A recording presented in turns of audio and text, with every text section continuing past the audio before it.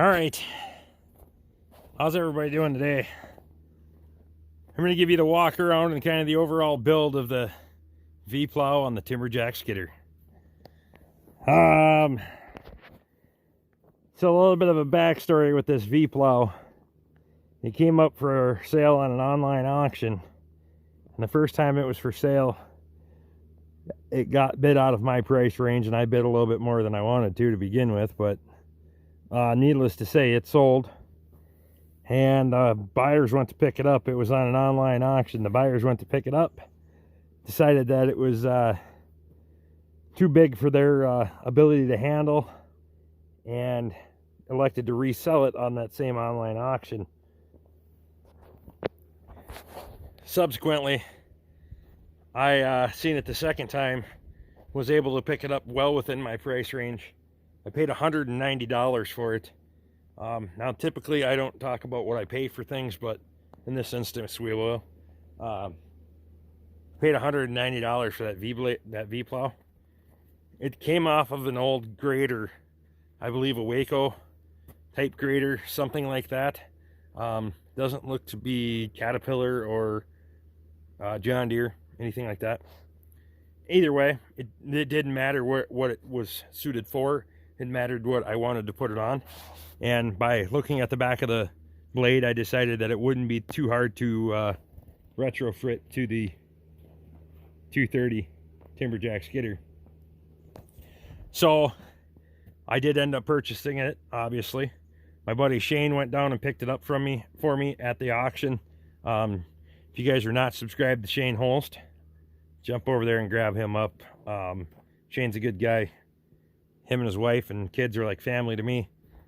We hang out, have a good time, and I appreciate them folks.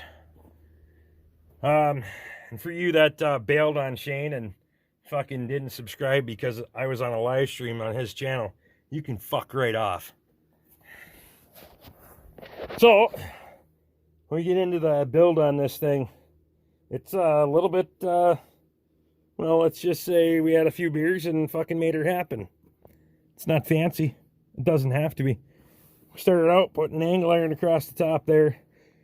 The blade has some horns on it, or what else you want to call it. Some uprights on there. Decided those would be good pick points, so that's what we utilized on there. This is an overnight drinking some beer, having a good time kind of thing. These were from the old mount that was on there. There was no pin mount on the back of the blade. I can pop up some pictures of it. We elected to drive that off there because it stuck way back here and would have put the blade way out in front of the grader. So we used those to make pockets to pick off of. Well, angle iron goes down in the inside for reinforcement. I put that bolt in there. I didn't have to, but I thought it was kind of a novelty thing. You know, everybody's got to fill some shit in with a bolt. You'll notice I actually welded in behind it. But I was like, yeah, fuck it, we'll throw it in there. Looks good, right? Well, they're on the inside trying to get into where these bosses are. Now, all the angles and stuff are funny on this thing. Everything's a goofy angle. Like, this is not 90. That's past 90. Nothing is parallel or perpendicular. It was a little bit odd to try to build to, but fortunately it nested in pretty good. We made points of contact. You can see the point of contact. The blade has settled out on that side a little bit. Points of contact. The corners of the blade fits right inside. We did notch out. Oh, God, we took 3/4 of an inch maybe on that just to make that work. So then we needed something to push on. So we ended up taking some 3.5-inch square tube. Again, butting it up to the brackets on the front. This here is only 1/8 inch material, not heavy enough to really be pushing on too hard. So we wanted to get into the structure and then put a gusset plate in there. Same thing on that side. So that's what you're butting the blade up against to push on. These are in here because when the blade picks up, you want to have contact here and here at the same time. Without those in there, you'd fall short and you'd end up running the corners in. And if I would have left this length longer, you can't get the blade out from the back of from the pockets without doing a bunch of blocking and jacking around and all that kind of garbage. So not super fancy by any means, but super functional. It's practical, it works. As you've seen in the videos before, there is some finished welding I could do and a little bit more this and that here and there.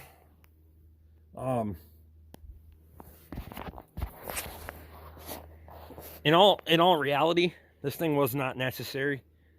It was a novelty thing. I knew it'd be a good hit on YouTube. So that was kind of my motivation there. But we do have winters where we get a lot of drifting and a lot of shit up here where it takes me a long time to get out of the driveway with the bucket on the tractor and dumping and scooping and dumping and scooping and dumping and all that bullshit. So I could use this. And that would make even better videos. So there you go. As far as the skidder goes, this is a 230 Timberjack 1983 model with a 330 or 353 Detroit in it. God, where's my brain today? It has a 5-speed transmission, high-low range, forward reverse box, lock differentials in it, Eaton winch, Eaton axles. So that's kind of an overall view. There is a walk around video on it, and we'll get into that a little bit more at another time. If you guys want to, some more operation videos. We got plenty of skidder videos coming for you. Left my gloves in there too. We'll have a bunch more skidder videos coming for you. But I thought this would be kind of fun and also practical, so we went ahead and did it. The price range was right. I was able to pick it up for the right cost and drink a few beers with a good buddy and put that son of a bitch on there. So there you go, guys. There's the build on the 1983 Timberjack 230 skidder, the 10-foot V-plow, 10 foot wide, 8 foot high. She's kind of mint. If you guys like what we're doing, throw me a thumbs up if you wouldn't mind. Subscribe if you haven't. Ring the bell, all that stuff. Memberships are there if you want one. And hey, all we're doing walk-arounds today. Still got the bum wing.